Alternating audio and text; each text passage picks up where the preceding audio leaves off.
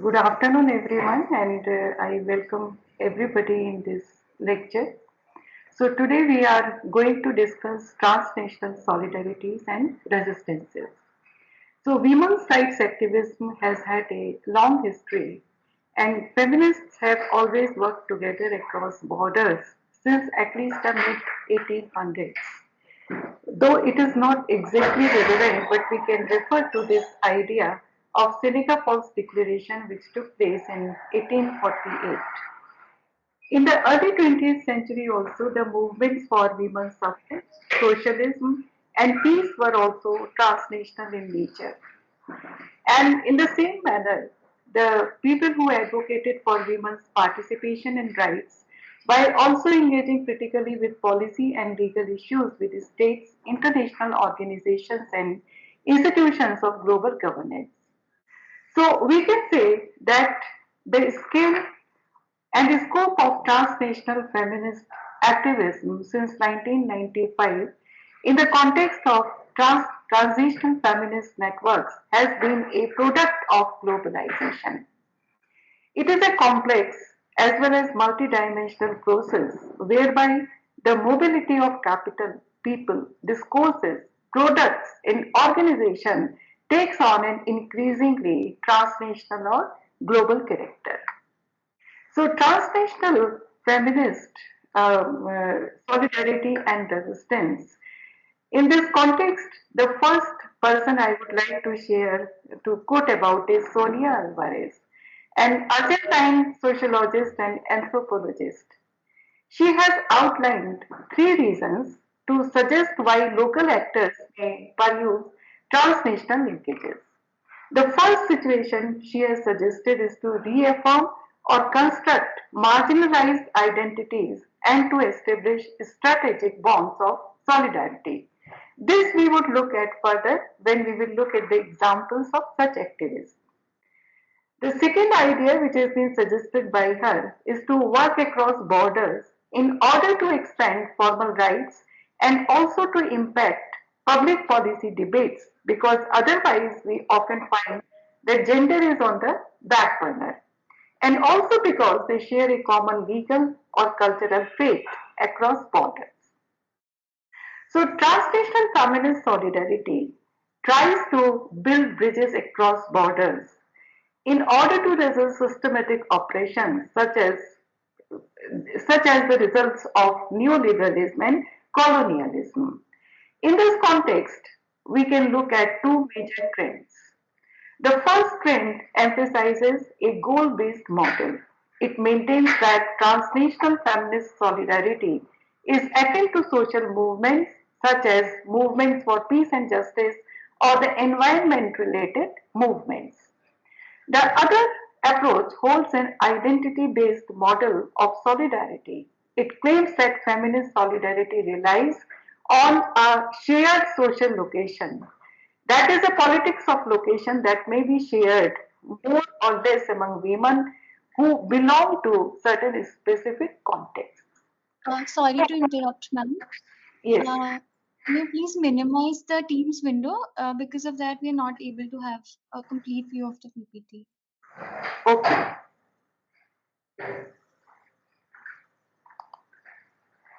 Is it okay? No, ma'am. Just a minute. Oh, it's good now. Ma'am, it's okay. It's open now? It's okay, ma'am. It's fine now. Okay.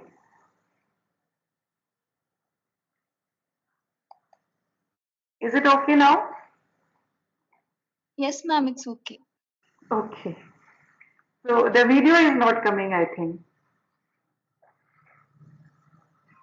There was something which was popping up. So the participants who are in the waiting room, right? So Okay. that was popping up, onto that All screen, right. PPT. Okay. Yeah. Thank you. Thank you, ma'am. Thank you so much. That's all right. Thank you. So, when we look at these two approaches, we find that the goal based and identity based solidarities are not, in fact, mutually exclusive. Rather, they complement and reinforce each other. It also becomes important in this situation to refer to the work of Nira Yuval Davis, who is Professor Emeritus at the University of East England. She has suggested the concept of transversal politics. This idea was initially published in 1999 and it successfully merges these two trends. Transversal politics includes these two perspectives. First, the standpoint epistemology, which recognizes that from each positioning, the world is seen differently, and thus any knowledge based on just one positioning is still unfinished, but we cannot consider it as being invalid. Thus, in her opinion, the only way to approach the truth is by a dialogue between people who hold differential positionings. Secondly, it incorporates the encompassment of difference by equality. This means that differences are important, but at the same time, they should also encompass rather than replace notions of equality. At the same time, Neera Yuval Davis emphasizes this idea that such notions of difference are never hierarchical. They assume a priori and also a deductive respect for the positionings which are held by other people, which includes acknowledgement of their differential social, economic, and political power. So transnational solidarity argues for relationships where shared goals shape collective identities and these identities in turn influence the goals which are being pursued. As an example, we have cited the Red Latino Americana movement, which is a Latin American transnational feminist network. It primarily focuses on opposing the free trade agenda in Latin America and also forms alliance with such movements that emphasize other gender-based priorities. They also collaborate with the South-South Dialogue, which is an international coalition advocating for LGBTQ plus rights. RENTI members embrace the diversity of priorities among allied movements while identifying shared goals, that is, goals for justice and equality. So we can say that this example highlights how the perception about transversal politics can foster solidarity without homogenizing distinct struggles. By recognizing positional, identity based, and value driven differences, Rente and similar type of movements have strengthened their alliances and they have also reinforced the solidarity networks. Feminists have been confronting a series of neoliberal policies by states in the global north as well as in the global south. And these policies sometimes have weakened the lives of women, the opportunities they have across race, class, ethnic, and sexual divides. We need to rethink and complicate the North South divide and be attentive to the neoliberal state and transnational practices that are organized along these lines. So, let us look at some major feminist praxis and the prospects for solidarity at this stage. When we talk about reimagining the North South divide, the two main philosophers who come to our mind are Angela Davis and Avatar Graf. Angela Davis has highlighted how this concept of globalization and its implication in policies has perpetuated poverty and has also emphasized the interconnectedness of global economic structures. Feminist praxis here requires an analysis of capitalist structures that further abet such inequalities. In the context of AI and its impact on the availability of jobs, we find that the perceptions and understandings provided by Angela Davis become further important. Avatar Graf has stressed that meaningful solidarity must acknowledge intersectional modalities of power, which include these differences as pointed out. When we look at intersectionality as a pillar of praxis, we can cite the example of Lara Farah, who has advocated for unlearning of privilege and deconstructing the knowledge hierarchies, the hierarchies of the formal and informal knowledge systems. This practice demands solidarity efforts which are rooted in Southern and Eastern feminist traditions, offering alternatives to dominant Western paradigms. In the context of a discussion on solidarity through local and global engagement, I would perhaps refer to the work by Richa Nagar, who has highlighted the importance of engaging with local vernacular languages and grassroots knowledges. Now, we will find that this idea by Fatima Siddiqui and Angela Davis are the key perceptions which help us to understand the feminist praxis as well as prospects for solidarity. Fatima Siddiqui has advocated for balancing local specificity with transnational interactions in order to sustain hope in solidarity efforts. We have already discussed Angela Davis. She has also pointed to movements like the abolition of prison and indigenous rights as example of successful transnational feminist solidarity.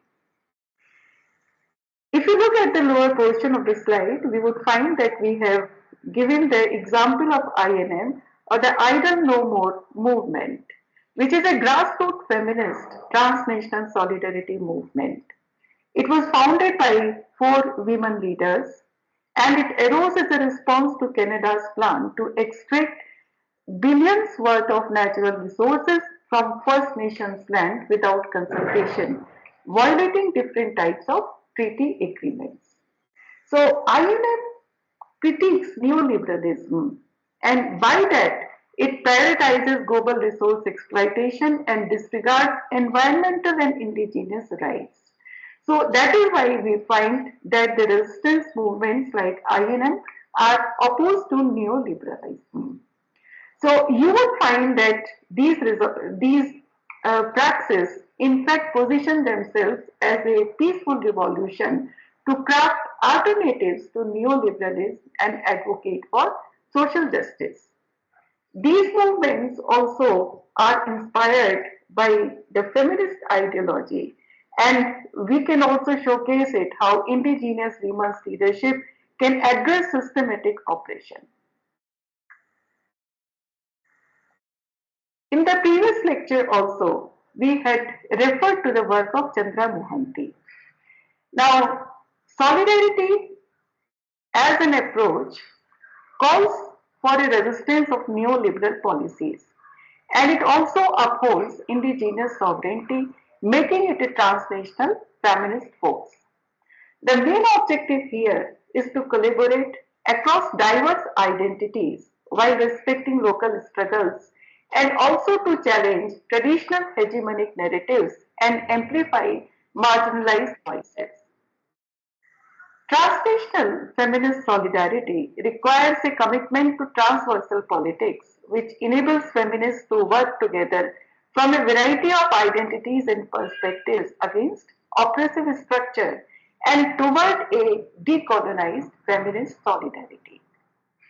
In this context, let us have a detailed analysis of how feminist solidarity networks are built and maintained across borders with a focus on resisting labor exploitation, neoliberalism, and structural inequalities. Now, as Chandra T. Mohanty has suggested, solidarity is built through a recognition of divergent historical and social locations, which are woven together by shared opposition to systematic forces of domination. Her concept of decolonizing feminism in her work, Feminists Without Borders, had argued for feminist solidarities that challenge global capitalism and foreground the experiences of women in the global south. This also involves epistemic humility, where transnational acts of solidarity respect the complexity of relationships between the global north and the global south.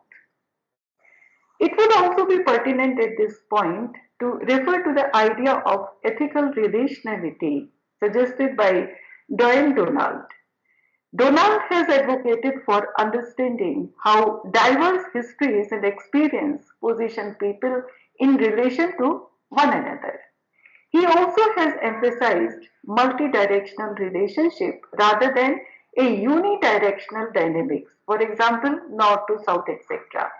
So it highlights the need for nuanced and context-specific alliances.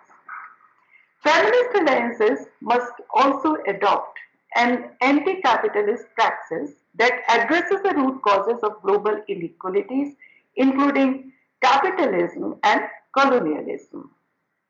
As an example now, at this stage, let us look at how indigenous women's uh, work work can be discussed further.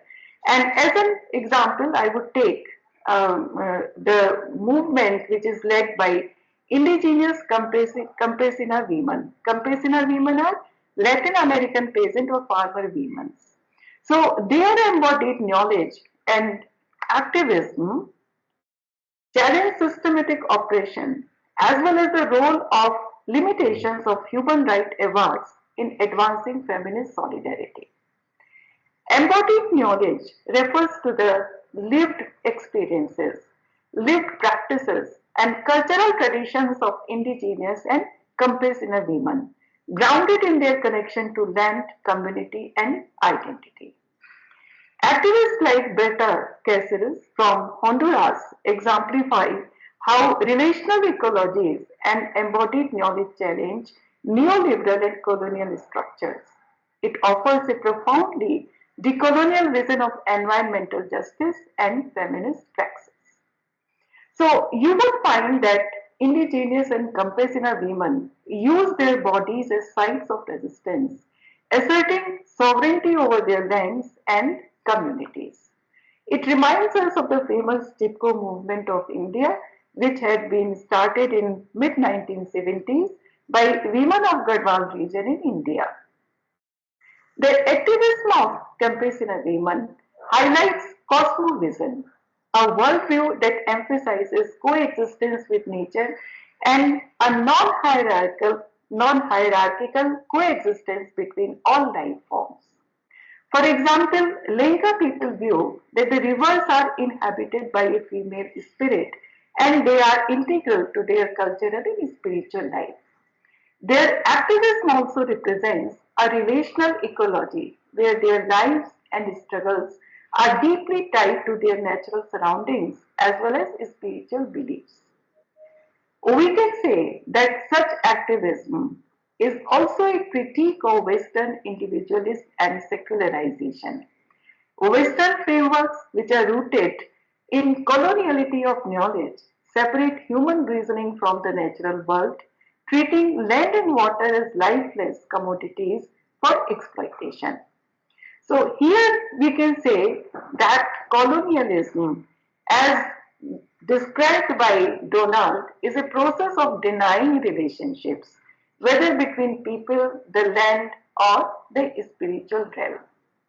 So I have already referred to several similarities which this movement has with the famous Chipko movement started by Gaura Devi in the mid 1970s. Western objectivity dismisses indigenous embodied knowledge and it reduces their activism to a secular and individualistic framework rather than acknowledging its spiritual and collective dimensions. Transnational feminist activism embraces the decolonial perspectives that honor the spiritual, relational, and collective consciousness of activists. It requires an anti capitalist, anti imperialist, as well as an anti patriarchal commitment. Neoliberal containment refers to strategies employed by states and corporations in order to suppress resistant resistance movements that challenge capitalist exploitations. It assimilates the state corporation nexus, a coalition between neoliberal states and transnational corporations prioritizes profit over human and environmental rights. As a case study, we may refer to the work and life of Berta Cáceres, an indigenous Lenca activist who had fought against the Aguasarca hydropower project, and this project had threatened Lenca ancestral lands. The Honduran state corporate nexus had used systematic violence in order to suppress resistance. They had used threats, surveillance, as well as legal manipulation. So Caceres was unfortunately assassinated in 2016, and this assassination was linked to DESA, the corporation behind the dam project. So this particular act of inhuman brutality highlights the collision between private states and the state security forces in the name of development. So neoliberal capitalism, we can say, fuels resource extraction as well as systematic violence. Solidarity from the global north must actively challenge these structures, and activists like Cáceres depended on international allies to amplify their voices and respond to threats in real time. And therefore, it is important here to mention again Chandra Mohanty Talpade's conceptual framework, where she has talked about cartographies of struggle. Cartographies of struggle maps how global systems of operation intersect with local struggles. Now, this is a framework which has been introduced by Talpade in her work Feminism Without Borders, and it maps the overlapping mechanisms of repression whereby feminists can identify connections between different movements and can also build transnational alliances. Mohanty highlights that shared struggles against sexist, racist, and imperialist struggles create potential for global feminist alliances. We have given the example of Caceres.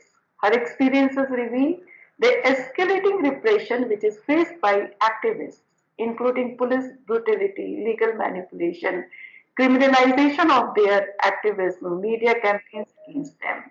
So you would find that in this context, anti-capitalist commitment, Jose Medina's idea of epistemic resistance, which was initially published in 2023, called for using knowledge to expose and dismantle oppressive systems.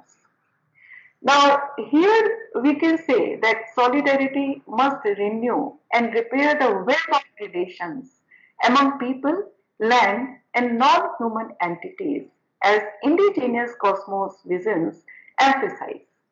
Solidarity must also work across asymmetrical power relations in order to confront the neoliberal state corporate nexus. In the global north, feminist movements advocacy for battered women in the 1970s and 1980s was dominated by a white middle class and upper class women. It tended to focus on patriarchy as the root cause, often perhaps the sole cause of violence against women. These dominant trends were criticized from both inside and outside the movements as being exclusionary in their analytical and organizing omissions.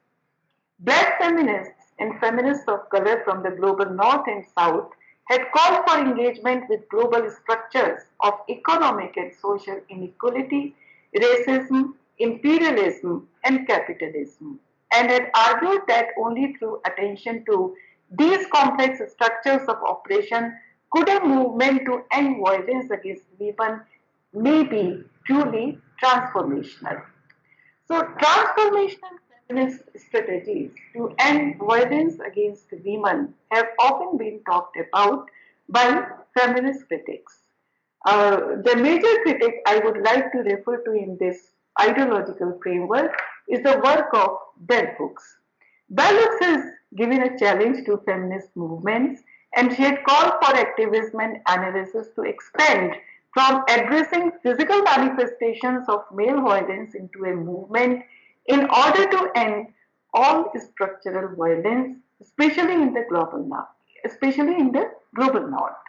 So she had argued that addressing violence solely as a symptom of patriarchy excluded deeper and intersecting structures of oppression. The predominant approach to violence against women in North America in the 1970s and 80s had focused on physical acts of brutality and sexual violence as a manifestation of patriarchy. This focus was divorced from an understanding of intersectional forces like race, sexuality preferences, etc., and created a rift in the contemporary women's movement and had contributed to the depoliticization of responses to violence against women. So, for example, we can say the North American battered women's movement, as well as the second wave feminist response to violence against women in the home. On the flip side, we can also give the example of cultural feminism, which went against the basic spirit of the feminist movement. So, the general aim of these movements, this activism, has been to challenge the liberal notion of a divide between the public and the private sphere. The public sphere, which encompasses political and economic activities, and the private sphere, which encompasses the family and relationships, beliefs, and activities in which a person engages in her private capacity.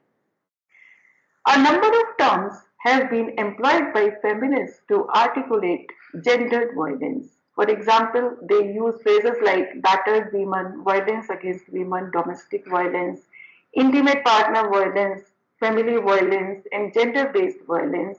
In some cases, these are overlapping or complementary terminologies. So, gender is through transnational special power relations, you know. So, in this context, we can say that feminists of color from both the global north and south have argued that feminists must approach violence against women through an engagement with structural violence. We have already talked about Kimberly Crenshaw in this context, who had said that the violence against women in the home must be understood through violent structural inequalities based on race and class. To approach the relationship between embodied violence and structural exploitation, Andrea Smith understands sexual violence as a state tool of racism, colonialism, and patriarchy, as well as a tactic of gendered colonial exploitation. We can also give an example, an unfortunate example of the tragic death of Ellis Black. Ellis Black was murdered in 2009 by her partner, and the state did not intervene when Black called the police from a hotel room after being kicked in the mouth by the partner. So, selective strategic non intervention in the private sphere had resulted in this tragic, untimely death of a young woman. So, exclusionary approach for many women who have never been offered the privilege of privacy by state or society to pursue the life they desire, and for the women whose experience of work, community, and family exists entirely outside of the public-private dichotomy. We can also refer to the work of Patricia Hill Collins, who has illustrated this transnational approach to violence and vulnerability in her discussion of Nigerian girls and women who had been forced into sex trafficking in Italy. For Collins, one cannot approach the particular violence experienced by these girls and women without a special feminist political economy of global exploitative structures. So, when we look at the anti violence feminism and the state,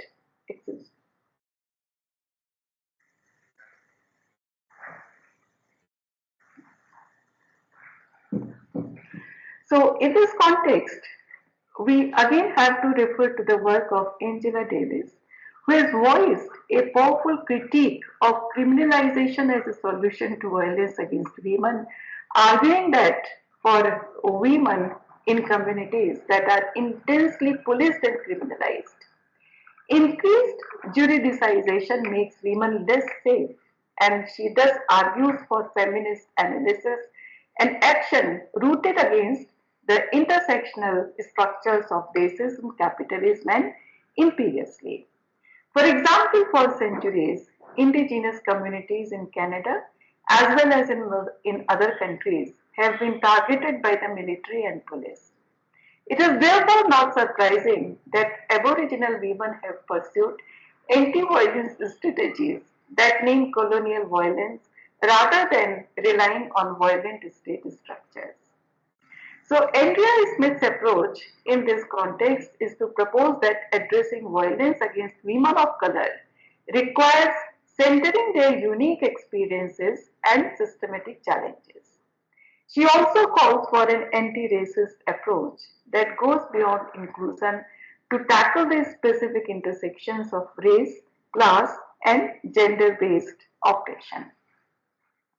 Now, when we look at the community-based responses, we find that there are certain examples like Community Against Rape and Abuse, which advocates for survival-centered accountability as well as community education, or SISTA, which is established as Sista's Liberated Ground. The idea is to establish a violence-free space for which does not have to rely on the police, demonstrating how communities can take ownership of safety on their own.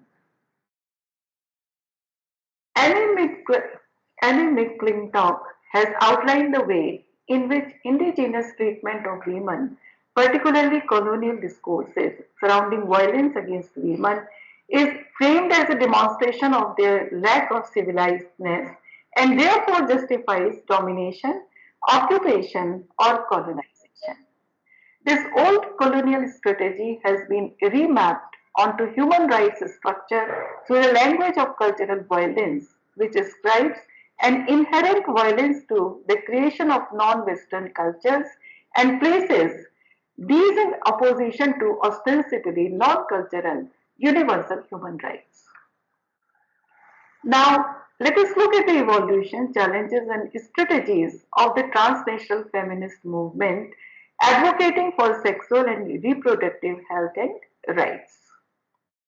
This shift responds to earlier advocacy that had centered on abuses and victimization.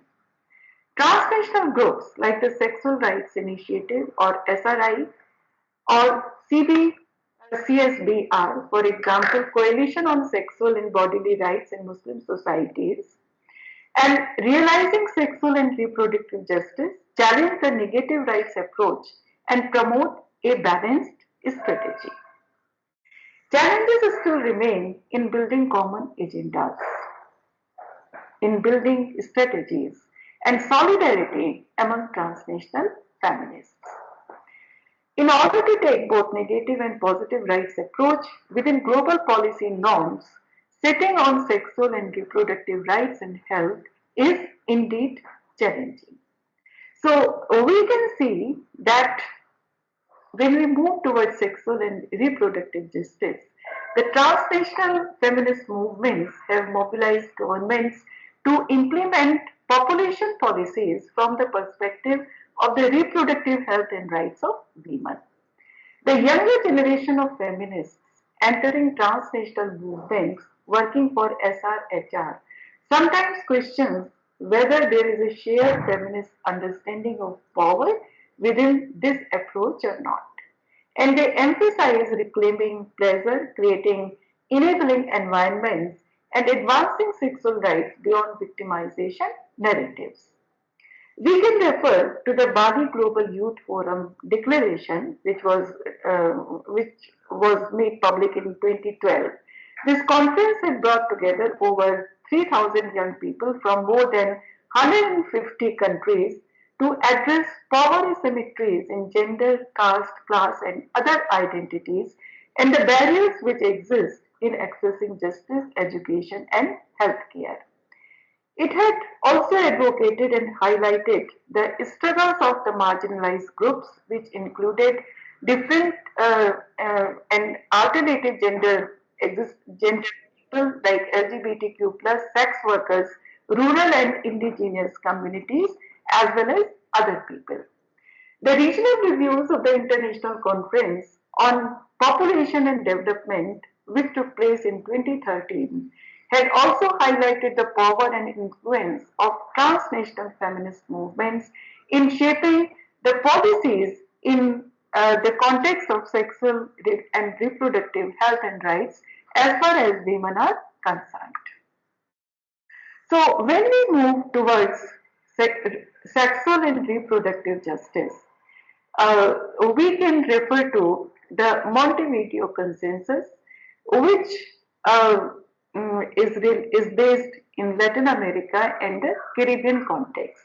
It defines sexual rights, and for the first time, we find that in a UN intergovernmental process, the term sexual rights was officially recognized and was separated from reproductive rights. Commitments were also made to protect against discrimination based on sexual orientation and gender identity. Comprehensive SRHR services included access to safe abortion, emergency contraception, and STI prevention. I remember that yesterday we were discussing about the unfortunate developments in USA which have prohibited the safe abortion to women and its consequences and how this particular fight of feminist groups does not have the popular mass support over there. So this particular consensus also addressed stigma and discrimination in service provision. Now, you would find that there was another declaration which is known as Addis Ababa Declaration, and it was committed to ending maternal deaths by improving access to safe abortion and comprehensive health services. Now, at the same time, we find that there was a strong opposition to addressing sexual orientation and gender identity issues in the Addis Ababa Declaration. Certain countries like Algeria and Sudan resisted commitment to gender equality and sexual rights. Information and communication technologies have brought about transformations in transnational feminist theory and practice in several ways, which continue to challenge historically embedded areas of gender discrimination. The cyborg phenomenon, which combines human and the machine, was one of the dominant tropes of the 20th century and will definitely continue to be so in different evolved forms in the 21st century. Transnational policies are forged along two lines. The new networked world has substantially changed the historical terms and conditions of gendered power, which had been largely configured on state based constructions of politics and political agency, privileging male power and masculinist identities and culture. So, when we talk about the transnational feminism and digital public sphere, we find that a cross boundary feminist practice and engagement has flourished in the digital era. It has expanded the opportunities for marginal interest and politics to fully utilize virtual horizontal networks in order to enhance existing and also towards building new communities in order to intensify advocacy as well as policy interventions and counter the impacts of dominant masculinist structures. So we can say that the digital era and the opportunities which have been created by the digital era have raised the stakes for inclusiveness because what is going on in research in STEM areas and innovations impacts our different life aspects from the most public to the most private. So the extreme connectivity of the new digital era also challenges and posits the fixity of binary categorization. It identifies masculine identities primarily with the action, productive power, and influence of the public sphere, and feminine identities primarily with the social reproduction, care, affective realm of the domestic private spheres. So, in one way, we can say that technology works towards amelioration, but we find that in digital public spheres, it is not necessarily so. Particularly, the media stakes create binaries still in the STEM areas, which can be seen in the latest medical researches, particularly with different types of cancers, the use of male and female bodies for different type of researches, using the male bodies as the representation of all different types of human bodies and applying that medical research to women, the safety regarded issues, the development in robotics and AI, as well as the social media platforms which abet the binary societal roles in a traditional manner. So we find that transnational feminism and digital public spheres are rather uncharted still, and they have their own challenges. We can say that liberation, individual freedom, has been a core concept in feminism, and there are many ways in which digital developments represent a new era of liberation. It can be focused on new potential for sharing knowledge towards greater empowerment to act for social change in women's interests. However, I would also say that the digital public spheres carry their own stigma of the patriarchal thinking, and the digital platforms are never totally free without them. According to Valentine Bottom, the new ICTs have allowed transnational feminist networks to function effectively because they can retain the flexibility, adaptability, they are non-hierarchical, while they also ensure more efficiency in their operations. I would slightly edit this particular statement by suggesting that the accessibility of data, particularly in the countries and societies of the global south, remains to be a challenge which still nullifies this flexibility and adaptability and non-hierarchical nature of the digital spheres. For Martin and Valenti, online activism has boundless power to bridge the gap between the stakeholders in the feminist movements. It is boundary crossing work, cross generational, cross class, cross race, so on and so forth. So, but you would find that within and outside the feminist movement, the intersectional ways in which we can access different spheres and can impact the design of the policies becomes very important. So, transnational feminism and digital public spheres nonetheless remains to be very important because it enables us to collect some data despite the fact that it is not easily accessible to everybody across the globe. So the 50 million missing campaign was started in 2006 on Flickr, an online photo sharing and organizing platform by Rita Banerjee, who is an Indian activist and writer. One of the primary goals was to raise public awareness and consciousness nationally as well as globally of the scale of the ongoing female genocide and to urge community based action for justice. The central argument is not radical or new in itself. The sexual morality of a society is shaped by the dominant power structure. But Rita Banerjee argues that the dominant patriarchal ideology of society is driving what can be termed as the current female genocide in India. So, violence against women has been internalized as well as normalized by certain societies to such an extent that despite the scale of the violence against girls and women in the society, little action or little cognition is taken. So, from a feminist perspective, we can say that Rita Banerjee's campaign appears to embody key elements of a radical feminist take on violence against women, But the primary emphasis on patriarchy as the explanation for the ongoing violence against women has resulted in ignoring the multiplicity of intersecting realities that frame the lives of women, including class, caste, ethnicity, geographical location, etc. Yet another critique is slacktivism. It is easy to press like on a Facebook campaign, retweet a message or a call to action, or sign an online petition.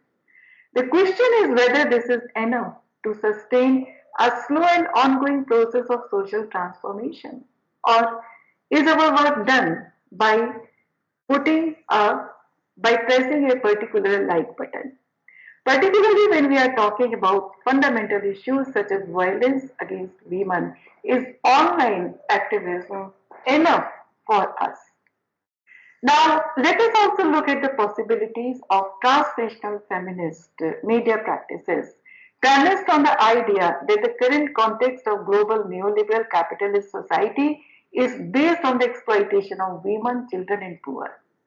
This global society is a vehicle of dehistoricizing and excluding diverse subjectivities that make up the very fabric of our everyday lives, including the forces of gender and race, etc.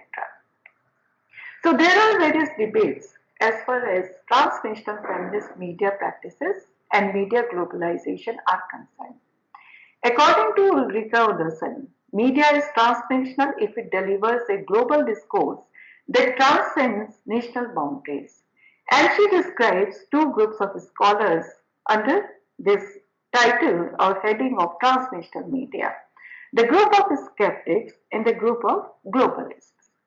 So, skeptics are those people who suggest that there are still inequalities which are further extended by the globalization of media, favoring those with access and representation while marginalizing others. Globalists are the optimistic people. They remain optimistic about the emergence of a transnational public sphere, envisioning media as a platform for global dialogue and inclusivity. Examination of transnational media must include, therefore, at least three different systems: economic, political, and cultural as well as ideological. Transnational feminist media practices are often commented on, and one of the commentators I would refer to is Leslie Sklair. Transnational media operates within the dominant framework of global capitalism. Media is governed by the forces of the market. Market is driven by the forces of profit. So media practices must be examined for their potential to sustain neoliberalism or foster alternative resistance practices. So it can be a channel of oppression and resistance too, because media narratives often serve the dominant cultural order, promoting fear and alienation, but at the same time, as the neo Marxists suggest, the same media can serve a different type of a narrative also, and people can read resistant world order also through the same media. As an example, people who suggest that media promotes oppression and resistance cite David L. Heath's theory of politics of fear, because it suggests that media perpetuates fear to maintain socio-political hierarchies, to maintain the status quo. As a mode of resistance, media enables also alternative narratives that challenge neoliberal hegemony. And it is also important for us to understand in the context of transnational media practices that feminists both use and resist globalization to further their agenda. Further, we find that transnational media should be theorized and studied as sites of discourse and labor operation, as well as sites of expression of diverse feminist subjectivities and also as agents of activism. In this context, I would refer to Radha Hegde's analysis of transnational media. Media technologies facilitate the global flow of resources, labor, and ideas. However, these flows often replicate older patterns of domination and inequality rooted in colonial and patriarchal structures. What I was saying about access to data is also an example of that.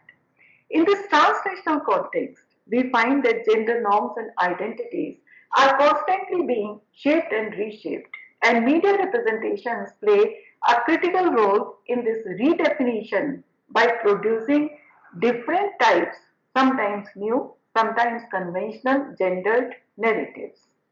But media can also empower marginalized communities. The Central Communicator Act provides instruction videos that help the Mayan women in acquiring technical skills such as video making. And these videos allow women to tell their own stories, represent their communities, advocate for their rights, etc. Transnational feminist media practices are really significant for us in today's context. Media is a powerful, incorporated structure of communication, tends to limit our imaginations of gender, economic, cultural, and social relations. But at the same time, it is through this media only that we can learn to challenge them. Now, in the context of representation, body politics, and informational labor, we have referred to the work of Raka Shaw.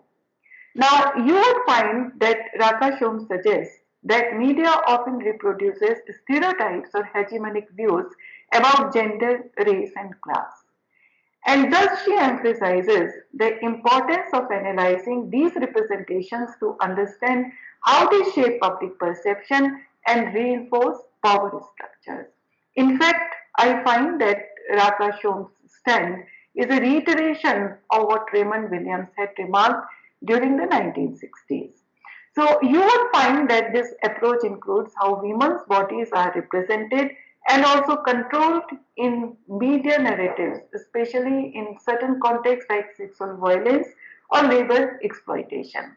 Now, when we look at the media, we find that the media practices cannot be looked at in isolation. The idea of intersectionality is there because media is governed by market and technology also. So Shaw has critiqued how globalization has created a gender division of labor in the media and IT sectors, often exploiting women workers. In the latest surveys in the fields which are governed by AI, particularly we find that the type of jobs which are offered to women in jobs which are governed and dictated by AI, managed by AI, the exploitation of women has become more prominent. So Rakashov has called for examination of how this feminization impacts the construction of alternative gendered modernities. And there are new ways of envisioning gender roles and identities in a globalized world. So we find that the global issues, some global issues on margins like sexual violence, labor exploitation, and terror have started to impact women and they are rarely centered in mainstream media. They are often represented in such a framework that uphold the dominant narratives instead of challenging them. So the role of alternative media becomes very important in this particular context. Media representations contribute to the gendered contradictions of globalization, such as the feminization of labor in global markets and the stereotypical portrayals of women in media and the simultaneous empowerment and exploitation of women in transnational context is further hyped on. Let us look at the Women's International Perspective. WIP is an example of transnational feminist media network which showcases how it amplifies underrepresented voices and advances feminist objectives through inclusive media practices. So the Women's International Perspective is based in California and functions as a platform for women journalists from diverse backgrounds. especially those who have been silenced or marginalized by political regimes or cultural norms. So, the contributors often include women writers and students of journalism who shed light on critical issues affecting the women's life globally. It identifies as a transnational network and aims to transcend geographical and political borders to focus on global interconnectedness, emphasizing human costs and contextual insights over conventional news storytelling and thus trying to make visible the lived experiences behind global events. So you would find that the need of such forums becomes important for us as media plays a role in producing and maintaining what can be termed as scattered hegemonies. It means that multiple overlapping systems of power that operate simultaneously across different contexts are disseminated through global media, and narratives that often reflect dominant ideologies are to be challenged if we have to build resistance through the use of media practices also. To conclude, we can say that transnational feminist solidarity and resistance emphasize building coalitions across borders and cultural differences. They allow women from various locations to organize around shared struggles while acknowledging unique local context. As an example, we can cite the indigenous feminist movement in the Americas, the labor rights campaign in Asia, which illustrate how the local struggles are tied to the global systems. Feminist organizing often centers on addressing violence, reproductive justice, environmental justice, and labor exploitation as interconnected issues. Efforts such as the Bali Declaration show how regional and global coalitions push forward commitments to reproductive rights, sexual autonomy, and gender justice. They also highlight how the absence of unanimity over these issues also remains to be an issue of concern. This emphasis is on dismantling hierarchies within movements and fostering alliances that transcend borders while respecting local agency. Media platforms act as tools for resisting and amplifying marginalized voices. Media platforms act as tools for resisting and amplifying marginalized voices, and in this context, initiatives like the Women's International Perspective create spaces for alternative narratives, enabling collaboration and advocacy across borders. Thank you.